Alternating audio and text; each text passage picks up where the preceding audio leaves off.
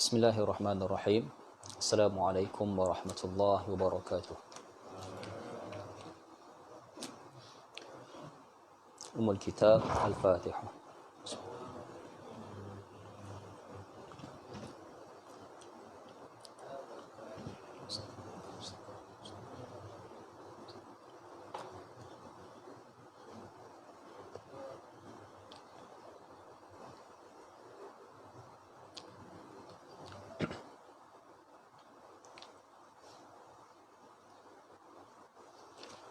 Innal hamdalillah nahmaduhu wa nasta'inuhu wa nastaghfiruh wa nu'minu bihi wa na'udzu billahi min shururi anfusina wa min sayyiati a'malina. Man yahdihillahu fala mudilla lahu wa man yudlilhu fala hadiya lahu. Asyhadu an la ilaha illallah wahdahu la syarika lah wa asyhadu anna Muhammadan abduhu wa rasuluh. Amma ba'd. Tuan-tuan dimuliakan oleh Allah Subhanahu wa taala, alhamdulillah kita merafa'kan syukur kita kepada Allah Subhanahu wa taala untuk kita bersama lagi pada hari ini dalam pada kita menyambung pengajian halaqah Ibnu Katsir ataupun kita menyambung pengajian tafsir kita dalam membaca syarah Al-Quran yang disyarahkan oleh Al-Imam Ibnu Katsir rahimahullahu ta'ala. Dan kita sama-sama mengharapkan daripada kelas kita ni Allah Subhanahu wa taala berikan kefahaman pada kita kepada Al-Quran, meningkatkan kefahaman ilmu kita lah insya-Allah kan, pada Al-Quran tu sendiri. Kadang-kadang ada orang dia daripada dia kecil sampailah dia besar, dia berumur kan, ilmu yang dia dapat pada Al-Quran cuma ilmu tajwid sahaja kan. Tajwid tuan-tuan perkara yang penting, tajwid ni. Dan membaca Quran dengan seni-seni lagu tu pun perkara yang penting. Ada lagu-lagu Quran kan, penting perkara tu. Tapi sekadar satu dua lagu kita belajar tajwid yang asas dan juga kita detail kita belajar pun memadailah, alhamdulillah. Tapi yang paling penting Al-Quran ialah memahami Al-Quran tu sendiri kan. Tak adalah benda yang paling penting pada Al-Quran ini. Yang paling penting, yang penting-penting banyaklah. Tajwid pun penting, lagu-lagu Quran pun penting. Tapi yang terpenting, yang paling penting pada Al-Quran ini tak lain tak bukan ialah memahami Al-Quran sampailah Quran tu benar-benar jadi petunjuk kepada orang yang beriman.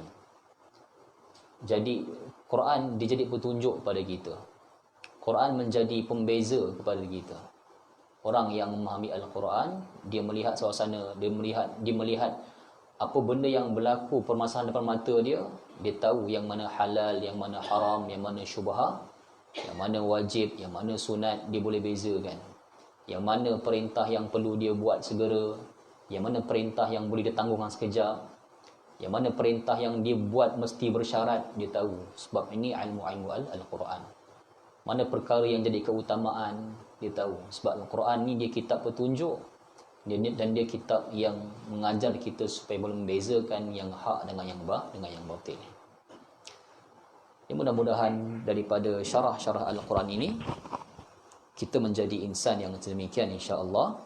Dalam kehidupan seharian kita hidup dengan berpedomankan kepada Al-Quran itu sendiri. Tuan-tuan dirahmati oleh Allah Subhanahu wa taala. Kita akan sambung pengajian kita ni dalam ayat yang seterusnya insya-Allah pada ayat yang ke-83. Setelah pada kelas yang lepas kita baca ayat yang 81 dan juga 82. Ayat yang menceritakan bagaimana Allah Subhanahu wa taala sebenarnya secara umumnya ayat ni Allah tujukan kepada keseluruh umat supaya kita berhati-hati daripada melakukan dosa kecil ataupun dosa-dosa yang besar. Tapi contoh yang Allah Subhanahu wa taala buat pada kelas yang lalu, ayat ke-81, Allah sebut dalam Al-Quran tu, Allah sebut bala man kasaba sayyi'atan wa hatat bihi khati'atuh fa ulaika ashabun nari hum fiha khalidun.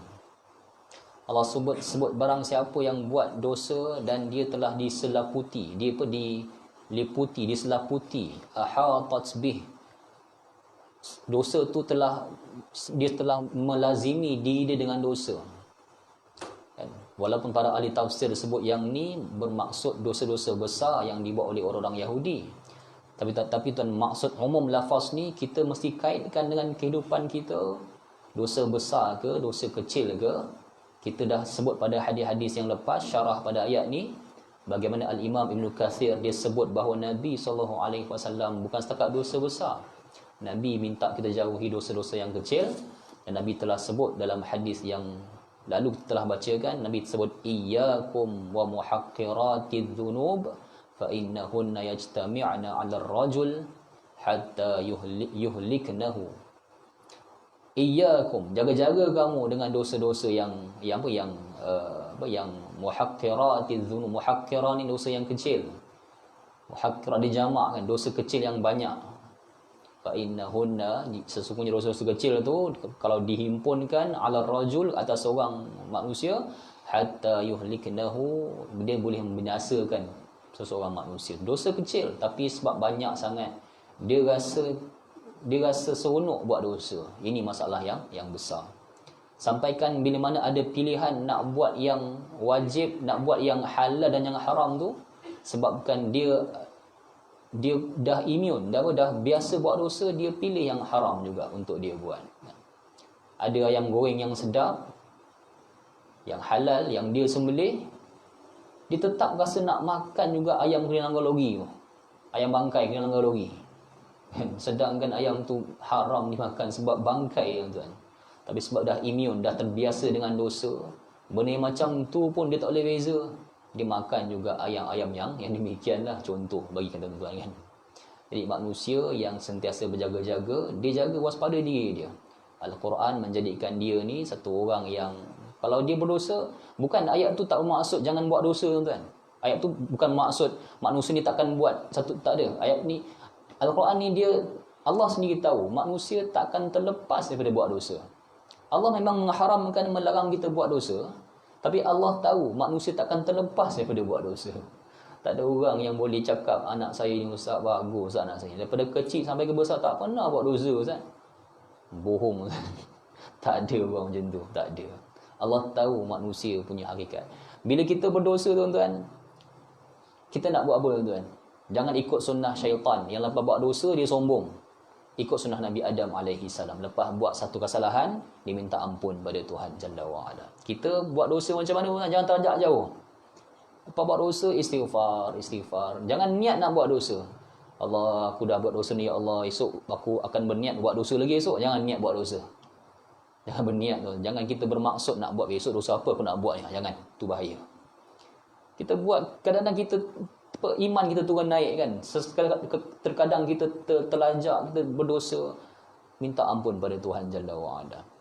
Dan Nabi bagi warning, dosa kecil pun jangan kita lazimi setiap hari dosa-dosa kecil, sebab dia akan berhimpun menjadi musibah untuk kita sampai kita binasa pada hari akhirat. Baik, yang tu pengajaran ayat yang lalu yang telah pun kita sebut pada apa yang menimpa Bani Israel. Dan pada hari ini kita akan baca ayat 83 dan juga 84 insya-Allah, lagi lanjutan daripada suratul Baqarah, kan. Dan saya baca, tuan-tuan, kita tuan-tuan ikut ramai-ramai supaya kita boleh baca dan kita boleh hayatilah mudah-mudahan insya-Allah. A'udzu billahi minasyaitonir rajim. وَإِذْ أَخَذْنَا مِيثَاقَ بَنِي إِسْرَائِيلَ لَا تَعْبُدُونَ إِلَّا اللَّهَ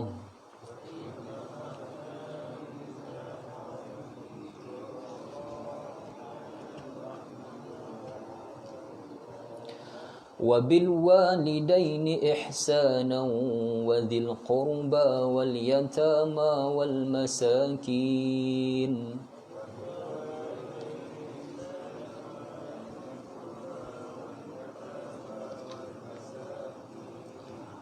وقولوا للناس حسنا وأقيموا الصلاة وآتوا الزكاة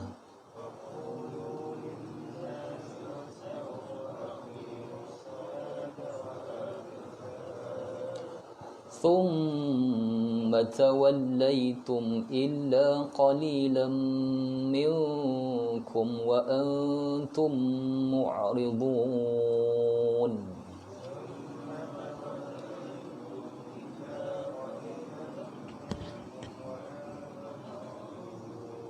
Baik.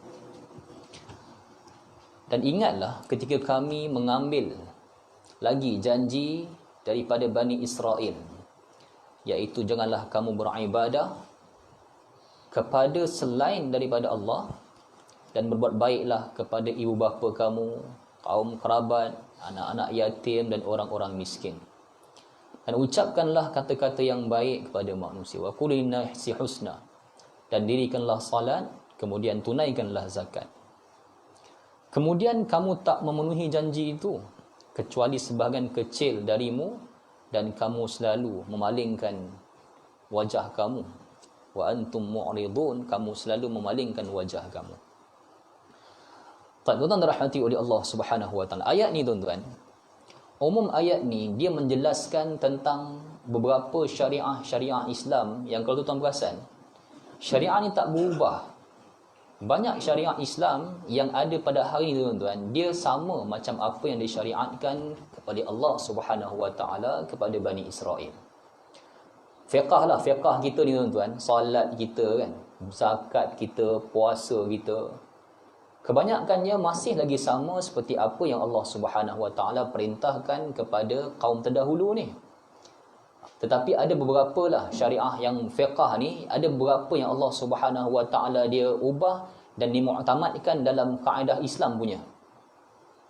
Tapi umumnya sama. Cuma tuan-tuan, yang tak ada beza pun, tak ada beza langsung. Apa tuan-tuan? Yang tak ada beza langsung ni akidah.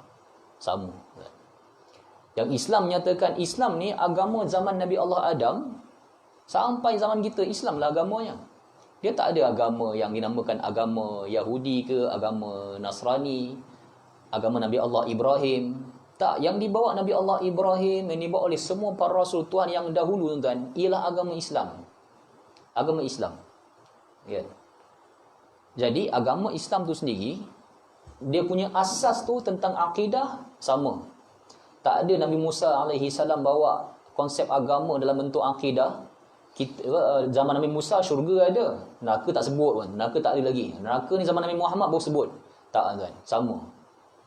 Tak ada yang sebut tentang perkara-perkara akidah yang bercanggahan pula dengan akidah yang dibawa oleh Rasulullah SAW berbanding dengan Nabi Allah Musa, tak ada. Perkara akidah syurga, neraka, para malaikat sama. Yang ataupun Nabi Isa sebut, zaman-zaman saya ni malaikat maut dah ada dah. Zaman Musa tak ada malaikat maut, malaikat lain. Yang cabut nyawa ni kat Azazil dulu, yang cabut nyawa kan. Dia tukar-tukar, tak ada tuan. Prinsip akidah dalam Islam ni sejak zaman berzaman sama. Yang berubah ni fiqh. Itu pun sebenarnya banyak lagi yang sama. Kaedah solatnya, tapi dia berbeza sikit, mungkin dalam bentuk kefarduan macam mana, tapi kaedah puasa sama, kaedah solat sama. Cuma beza dia punya ni, dia punya 5 waktu sehari semalam kan, yang bentuk Nabi Allah Ibrahim alaihi salam. Rasulullah tuan-tuan dalam beberapa riwayat menyebut Rasulullah sallallahu alaihi wasallam di Gua Hira ketika Nabi bermunajat sebelum Rasulullah dilantik jadi Rasul Tuhan. Peristiwa di Gua Hira tu kan. Ada beberapa riwayat menyebut Rasulullah sebut kepada Khadijah terutamanya, dia salat. Dia berzikir memuji Allah di Gua Hira, dia salat. Kemudian datang Jibril dalam rupa paras yang biasa, Nabi tak kenal siapa makhluk ni. Tapi ada riwayat menyebut Rasulullah SAW, dia yatahannus ni dalam dalam hadis Bukhari kan. Nabi sebut dalam hadis pada Khadijah, hadis yang diriwayatkan oleh Aisyah radhiyallahu anha. Nabi kata apa, Rasulullah sebut pada Aisyah yang dia waktu zaman dia dengan Khadijah, dia di Gua Hira, dia tahannus, dia wa huwa ta'abbud. Kata Ibnu Hajar, dia ta'abbud, dia beribadah. Berarti mungkin dia salat 2 rakaat, dia berzikir. Kaedah salat tu dah ada sama dah.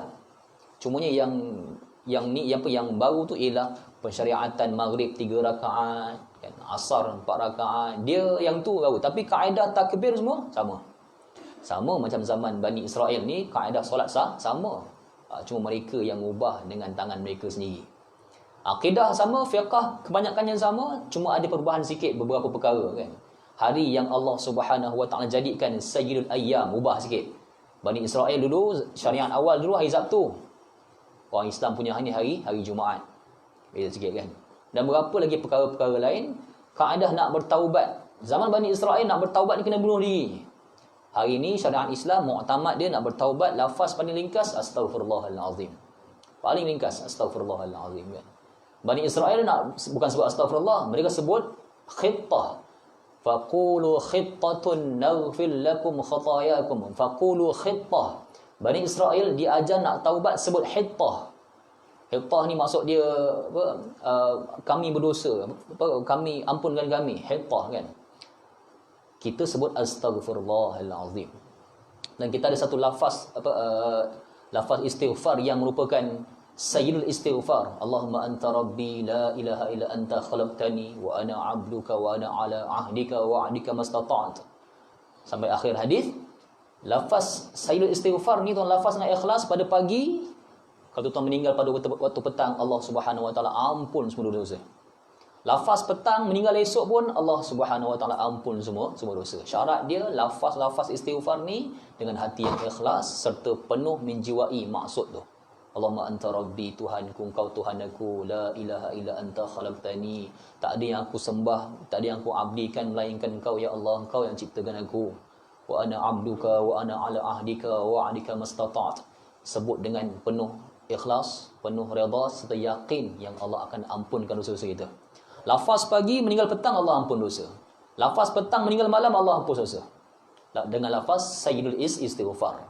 Paling ringkas astaghfirullahalazim. Yang paling panjang lafaz sayyidul istighfar. Kita boleh ambil hadis-hadis tu. Baik. Syariat tuan-tuan, prinsip umum semua sama. Yang paling sama ialah akidah. Tuan tengok, ada beberapa perkara yang dulu sampai sekarang sama. Allah pesan kepada Bani Israel, wa idh akhazna mithaqa bani Israel la ta'buduna illallah. Ingat, kami dah ambil janji daripada kamu. Ini dah beberapa kali wa'iz dah. Saya ingat lebih daripada 20 kali dah wa'iz. Ingatlah. Allah ingatkan. Ingat dulu. Janji aku ambil pada kamu. Ingat dulu. Beberapa kali ingat dah. Tapi tetap kita baca pun tak ingat. Bani Israel pun sengaja buat tak ingat pada zaman-zaman mereka ni. Perkara pertama yang Allah sebut dalam ayat ni, syariah pertama yang Bani Israel dah langgar dah, iaitu la ta'buduna illallah, jangan abdikan diri melainkan kepada Allah. Macam mereka langgar? Melaka langgar, kan? Mereka langgar tuan-tuan dengan cara menyembah patung anak lembu. Sebagian riwayat menyebut menyembah lembu betul. Tapi dalam wallahu alam Quran punya bahasa ni ada tafsir sebut patung lembu. Yang kita dah baca ketika Musa As-Samiri jadikan emas tu sebagai patung, mereka sembah selama 40 hari, Nabi Allah Musa tak ada. Sembah patung lembu. Dan hari ni ada orang juga yang sembah lembu, kan? Okey, yang tu dilanggar dan dia menyembah anak lembu. Kita tuan-tuan la ta'buduna illallah, kita ambil pengajaran jangan mengabdikan selain daripada Allah. Semudah lafaz mudah, tapi tuan-tuan secara kehidupan kita hari ni kadang-kadang banyak perkara yang sebenarnya tuan-tuan kita betul-betul tak betul-betul mengabdikan diri kepada Allah. Percaya kita pada azimat, pada tangkal, pada batu, kita percaya, kan? Pakai cincin ni nanti kau akan selamat. Dulu kita pernah percaya kalau keluar rumah ada biawak melintas, kena patah balik rumah. Benda khurafat, apa kena mengena biawak tu dengan kehidupan kita? Kita baca Al-Quran supaya sembah, abdikan diri, jangan abdikan melainkan kepada Allah. Tiba-tiba percaya biawak. Tuan-tuan, Arab tuan-tuan, dia ada satu kepercayaan tahyul. Kepercayaan kaut-maut Arab ni. Dia lepaskan burung, kalau burung tu pergi ke kanan, berjalan. Kalau burung tu pergi ke kiri, tak boleh gerak. Arab. Kan?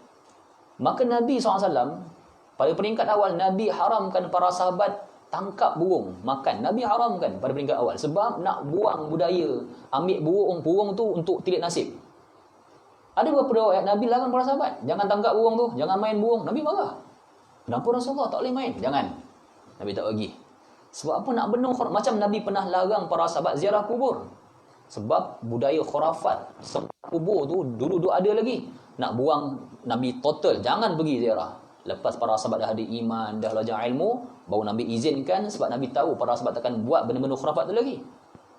La ta'budu, segala kepercayaan lain tu, percaya biar awak tuan, biar awak yang tu kita duk percaya. Kalau biar awak melintas patah balik rumah, jangan pergi. Sebab apa? Sebab apa? Suai Allah tuan, takkanlah kehidupan kita ditentukan oleh biawak tu. Tilik nasib kan dalam mesin kan. Mesin tilik kan. Awak ni nanti dah besar nanti jadi seorang pemimpin. Allah, dan takkanlah kita punya kehidupan ditentukan oleh jari kita ni. Allah Subhanahu wa taala, la ta'buduna illallah. Jangan abdikan, jangan percaya apa bentuk perkara pun selain kepercayaan kita, sembahan kita kepada Allah Subhanahu wa taala. Lepas mengabdikan diri pada Allah, Allah sebut perkara yang kedua yang penting. Bukan calang-calang perkara tuan, iaitu wabil walidaini ihsana. Dalam senarai dosa-dosa besar tuan-tuan, lepas syirik dan juga salat, yang ni dosa besar yang ketiga. Syirik dan salat ni dia ada kaitan dengan akidah. Sebab syirik ni benda paling besar, dosa paling besar yang menghapuskan semua pahala. Syirik, kalau kita buat syirik. Dan meninggalkan salat ada kaitan dengan akidah sebab salat menyembah Allah Ta'ala. Yang ketiga tuan-tuan ialah uquqil walidain. Uquq ni derhaka pada mak ayah. Sangat besar dosa ni sehingga Allah letakkan.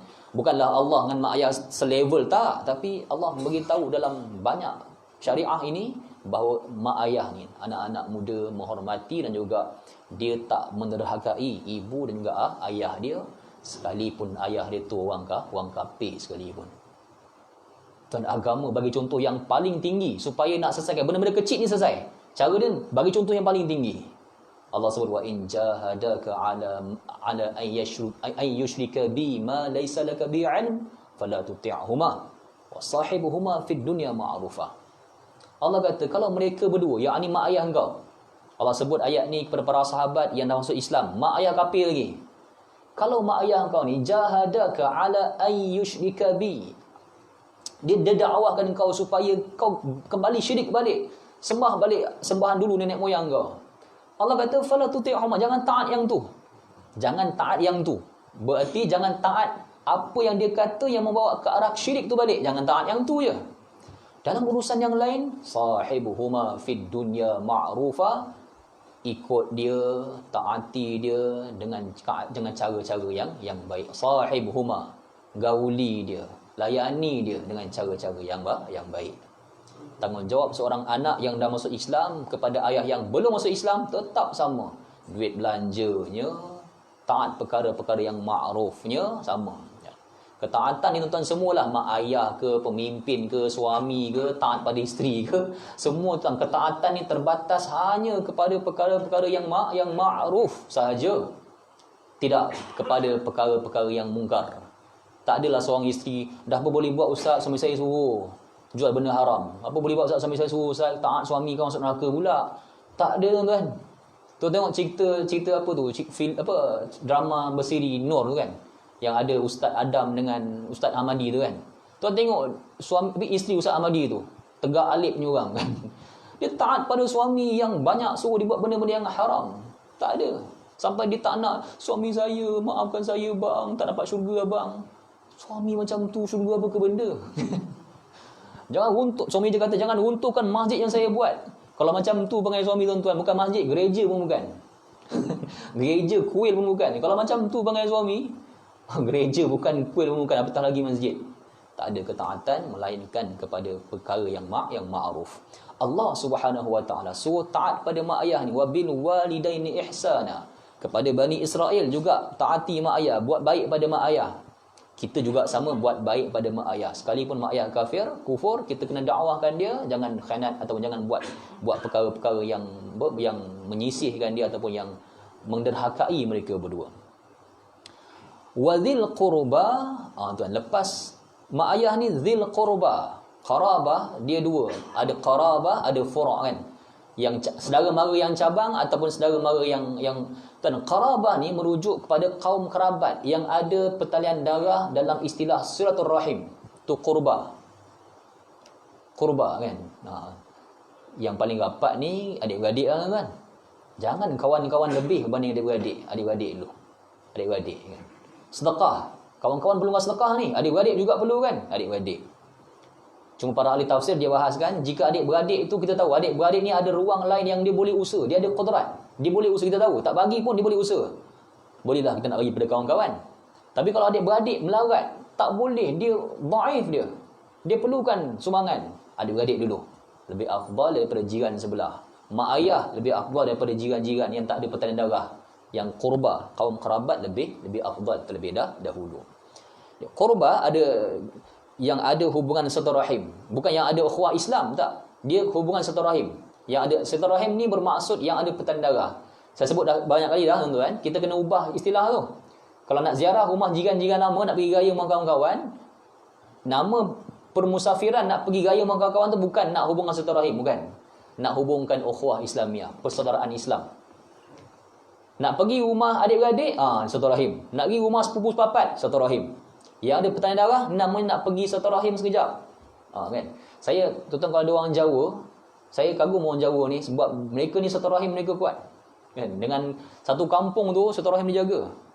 Kan? Dia punya sinoman, macam rewang lah sinoman ni kan. Dia rapat, dia jaga hubungan silaturahim. Silaturahim tu tuan, dia hubungan kekeluargaan yang ada pertalian darah. Adapun kawan-kawan, kita punya jiran lama kita, kawan-kawan sekolah lama ke, yang ahli-ahli pencen, kelab-kelab pencen sedunia ke, kelab-kelab apa benda sekalipun nak pergi ziarah apa, yang ni nama dia ukhuwah Islamiah, bukan silaturahim. Sekadar sebut nak sedap tu tak ada masalah lah, tak berarti hukum apa-apa pun. Tapi jika nak sebut secara fiqh, silaturahim bermaksud hubungan pertalian darah yang ada silah, pertalian, rahim, hubungan rahim, dan juga pertalian darah lah, dan juga ukhuwah Islamiah merujuk pada yang lain. Tapi agama sebut yang qurba dulu. Kemudian wal yatama. Yatama ni bermaksud anak-anak yatim. Wal masakin, anak yatim. Bani Israel pun zaman-zaman Nabi Allah Musa pun Allah suruh kita jaga anak-anak yatim. Anak-anak yatim yang bukan anak yatim macam Haji Bakil tu.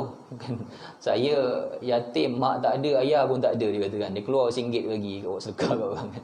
Bukan yatim tu. Yatim tu tuan-tuan yang kecil, yang belum mustaqil, belum ada belum tampung kewangan sendiri, yang masih memerlukan penjagaan, tu yatim.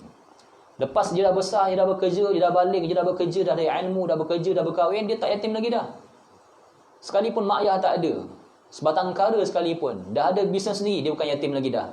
Yang yatim ni yang belum mustaqil, belum pindah rumah daripada mak ayah, daripada orang yang dipertanggungjawabkan, yang harta dia pun masih lagi wakil pada orang untuk jaga. Anak yatim dia. Kalau dia susah, yang ni kita kena kasihi, kita kena jaga. Wal masakin. Masakin merujuk kepada orang-orang yang miskin. Masakin merujuk kepada orang yang miskin, tuan. Saya nak sebut sikit wal masakin. Masakin dengan fuqara, tuan. Maksud dia apa, tuan? Fuqara wal masakin. Dalam Al-Quran maupun hadis-hadis Nabi SAW, kalau perkataan masakin dan fuqara tu, dia ada dalam sebuah ayat yang sama. Berarti miskin ni maksud lain, fuqara maksud lain.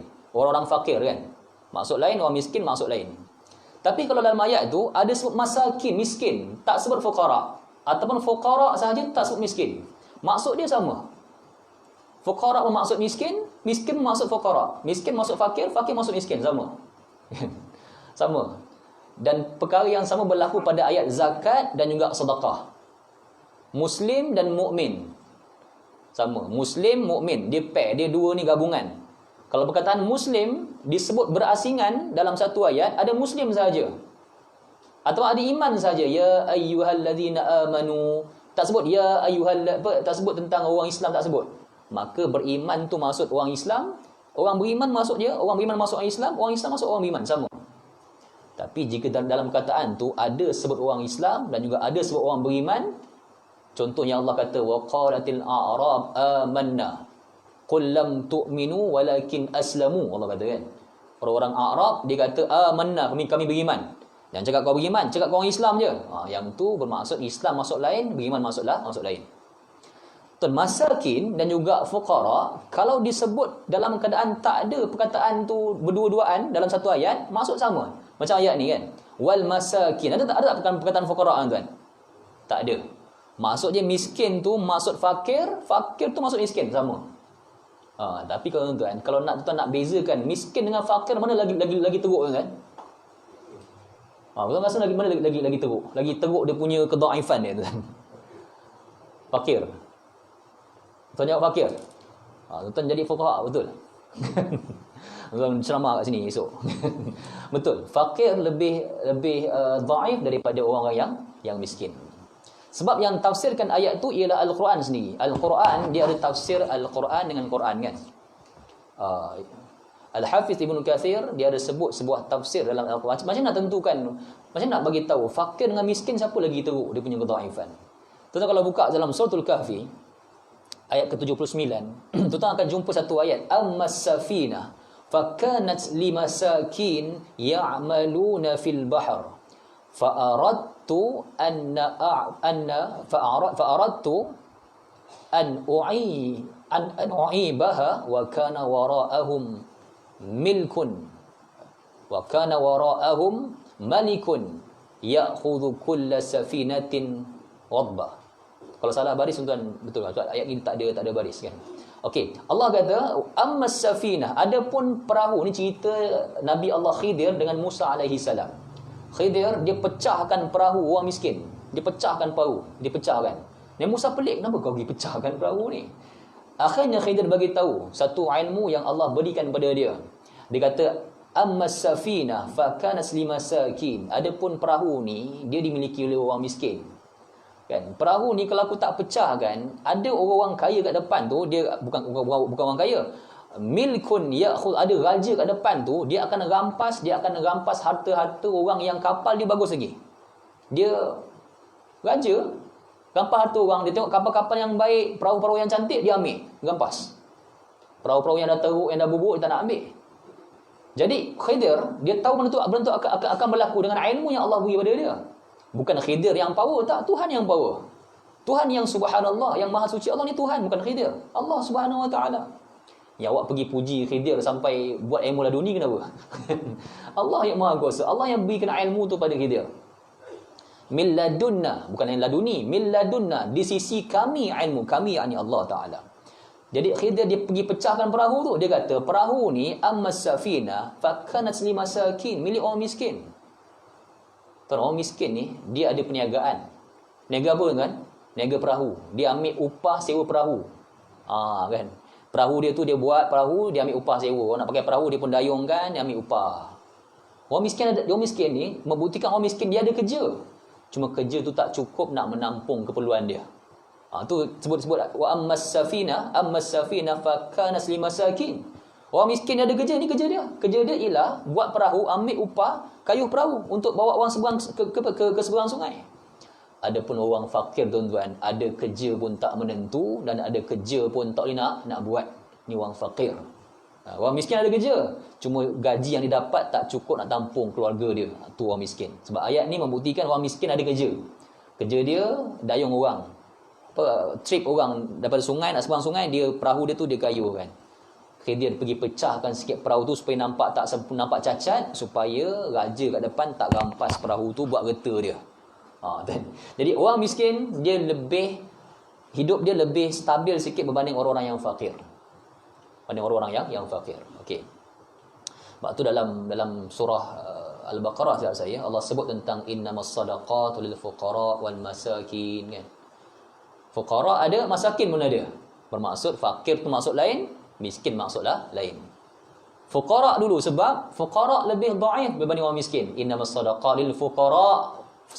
Sedekah ni, zakat ni untuk orang fakir dulu, dia lebih susah. Kemudian masakin, orang miskin, dia ada rezeki dah, cuma tak cukup untuk keluarga dia. Tu beza antara fakir dan juga miskin. Wa qulu lin-nasi husna. Kemudian Allah Subhanahu wa taala syariah sama antara Yahudi sampai ke kita. Syariah tu sama, iaitu cakap dengan orang ni, cakap husna, cakap benda yang baik-baik. Cakap perkara yang baik-baik. Syariah sama tuan. Tak ada dalam zaman Nabi Musa boleh maki orang. Zaman ni tak boleh maki, tak ada. Tuan. Tak ada wujud syariah macam tu kan. Tak ada wujud syariah macam tu. Cakap elok-elok pada orang. Jangan kerap. Saya kadang-kadang tak suka apa yang disebut sebagai tarbiyah sentap ni. Kadang dia nak bagi orang sentap dengan kalimah dia, orang dengar tu macam wallahualam. Saya tak pada saya lah, saya macam kurang-kurang selesa. Taklah menyatakan tak boleh, tak apalah kan. Tapi tuan-tuan, agama ni dia suruh sebut waqulu linnasi husna. Cakap dengan orang, cakap bahasa yang elok. Awak bos ke, awak bukan bos ke, cakap elok. Anak buah buat silap, terjatuhkan barang, jangan cakap tak ada otak nak jatuhkan barang. Jangan cakap macam tu tuan. Cakap bahasa elok saudara, kena pegang elok-elok. Kan lebih jelas tuan. Pegang elok-elok barang tu, barang mahal. Kalau pecah, khawatir nanti saya nak suruh awak ganti. Kena pegang elok-elok. Tak perlu nak sindir. Tangan tujuan untuk pegang tau, bukan untuk sepak. Tak perlu tuan-tuan. Nak sindir orang dengan perkara-perkara yang sukhriah. Sindiran yang orang dengar, orang ketawa. Yang kena tu dia sedih. Dia rasa malu. Tak perlu. Tak perlu sindir orang dengan cara yang sedemikian. Sukhriah. Ni nama dia sukhriah. Kita boleh buat dengan cara yang lebih elok. Anak-anak pegang cawan terjatuh kan. Ataupun dia tersepak, dia makan nasi kat bawah, dia sepak, dia tersepak nasi. Dah berterabur nasi kan. Kita kata kat dia, yang sepak dengan kaki ni bola tau, bukan pinggan. Kan. Kita kata macam tu. Dia yang kena sindir macam tu, dia sedih, dia rasa kena marah. Yang lain dengar ketawa. Ketawa. Kena marah. Tuan ingat perkara tu elok ke? Agama kata la yaskhar qaumun min qaumin. Janganlah satu kaum dia sukhriah. Dia la yaskhar. Dia sukhriah. Dia bukan ejek tak, dia sukhriah. Dia buat jenaka, ketawa orang lain untuk orang lain ketawa, yang kena tu sedih. Jangan buat macam tu tuan. Ini sukhriah. Ada satu perkataan khas dalam Al-Quran, sukhriah. Sukhriah. Jangan kamu memperlekehkan kaum lain sampai kaum yang kena tu dia sedih, dia rasa kecewa, yang lain tengok ketawa, ketawa, dia ketawa kan. Jangan tuan. Nak membahan-bahan orang ni boleh kadar-kadar dia kan, tapi sampai kadar mengaibkan tu jangan. Jangan. So agama larang perkara. Cakap pada orang, cakap bahasa yang mudah diterima, bahasa yang baik. Bahasa yang baik. Yang boleh buat metafor sikit, buatlah metafora sikit supaya orang dapat mengecam bahasa yang kita tegur. Wa aqimus salah wa atuz zakah. Kemudian dirikan salat. Allah sentiasa gunakan salat ni tak sebut dengan wassalah dan terus salat tak. Allah sentiasa gunakan dengan aqimu. Salat ni dia didirikan. Nanti dalam Quran mesti ada salat, mesti ada aqimus salah. Salat tu dia didirikan dengan rukun dan juga syarat dia. Dia tak berlaku dengan sendiri salat tak. Dia didirikan salat tu. Wa aqimus salah wa atuz zakah. Zakat juga dah ada syariah Yahudi, syariah kita pun ada zakat ni. Dah ada tuan, zakat sedekah ada dah, lama berzaman dah. Sebab itulah Qarun dia terkena musibah besar, azab Allah dekat dunia lagi. Sebab dia tak zakatkan dia punya harta. Seperti yang dalam hadis Nabi sebut tentang Qarun, dia pernah suruh Nabi Allah Musa doakan dia supaya kaya masa dia tengah miskin. Nabi Allah Musa doakan dia. Dia ni saudara Nabi Allah Musa alaihi salam. Nabi sebut dalam hadis, kana Qarun min qaumi Musa. Qarun ni dia kaum Nabi Allah Musa. Di Bani Israel Qarun tu. Dia pernah suruh Nabi Allah Musa doakan dia kaya supaya dia boleh bagi kelebihan harta pada orang. Lepas dia kaya, dia lupa semua perkara tu, dia tak zakatkan harta, dia tak sedekahkan harta dia. Allah Subhanahu Wa Taala timpakan dia musibah, tenggelamkan semua harta-harta dekat dunia ni, dekat kawasan dia, Saina, Bani Israel tu, sekitar Mesir dan juga Saina tu. Sampai kesan dia tu sampai ke hari ni, kalau kita gali lubang jumpa harta, kita kata ni harta Qarun yang punya. Ini harta Qarun, bukan Qarun yang punya. Harta Qarun kita panggil. Sebab memang Qarun dia tak menzakatkan dia punya harta. Wa atuz zakah, zakat ditunaikan. Tapi apa berlaku pada Bani Israel? Thumma tawallaitum illa qalilan minkum wa antum mu'ridun. Kamu tak penuhi janji tu, yang sikit je kamu penuhi. Sikit sangat yang kamu penuhi janji-janji itu. Kan? Sikit sangat. Yang lainnya kamu berpaling daripada perjanjian kamu dengan kami. Kan? Yang ni kisah orang-orang Yahudi yang meneruskan kemunafikan mereka. Munafik mereka tu bantah janji Tuhan, khianat janji dengan Allah Subhanahu Wa Taala. Insya-Allah tak sempat sama ayat 84, kita akan sambung lagi lepas ni ayat 84 insya-Allah. ayat yang menceritakan tentang bagaimana Allah Subhanahu Wa Taala dia sebut kepada Bani Israel, ingat dulu lagi engkau juga pernah janji pada kami, la yang kami sebut kepada kamu supaya kamu la tasfikuna dima'akum, jangan bunuh diri sendiri. Ni kisah tuan, jangan bunuh diri sendiri. Allah sebut jangan bunuh diri sendiri. Pergi bunuh diri sendiri buat apa kan? Tak, Allah Subhanahu Wa Taala maksudkan bunuh orang lain ni akan kena pada diri kamu sendiri juga nanti. Allah sebut jangan bunuh diri sendiri sebab apa? Sebab kalau kita bunuh orang lain tuan-tuan, kesan itu kat diri kita sendiri. Kesan kat diri kita sendiri. Kan? Kita contoh. Orang yang kaya tindas orang miskin. Perbuatan menindas orang miskin ni lama kelamaan akan makan diri orang kaya sendiri. Sebab bila dah dia tindas orang miskin, siapa nak beli barang dia? Dia meniaga kan. Dia tindas pelanggan. Dia tindas pelanggan. Akhirnya pelanggan tak boleh beli, siapa nak beli barang dia? Jadi lama kelamaan perbuatan menindas orang ni akan makan di orang tu balik. Jadi Allah sebut la tasfikuna dima'akum, jangan kamu bunuh, tumpahkan darah kamu sendiri. Sebab Bani Israel dia telah tumpahkan darah pengikut Nabi Allah Musa alaihi salam yang taat pada Nabi Allah Musa. Kesan dia kamu sendiri akan binasa nanti. Kesan dia macam tu. Allah sebut lagi akan datang pengkhianatan Bani Israel kepada apa yang Allah Subhanahu Wa Taala telah syariatkan kepada mereka. Wallahu ta'ala alam, sallallahu ala Muhammad wa ala alihi wa sahbihi ajma'in. Alhamdulillahi rabbil alamin. Bismillahirrahmanirrahim. Alhamdulillahi rabbil alamin. Wassalatu wassalamu ala asyrafil anbiya'i wal mursalin wa ala alihi wa sahbihi ajma'in. Ya mu'allima Ibrahim al-hikmah 'allimna wa ya mufahhima Sulaiman al-hikmah fahimna. Wa fahamnaha Sulaiman kullan atayna hukman wa 'ilma wastakharna ma'a dawud wa sabbihna tayr wa kunna fa'ilin. Alhamdulillahi rabbil alamin. Takabbalallahu.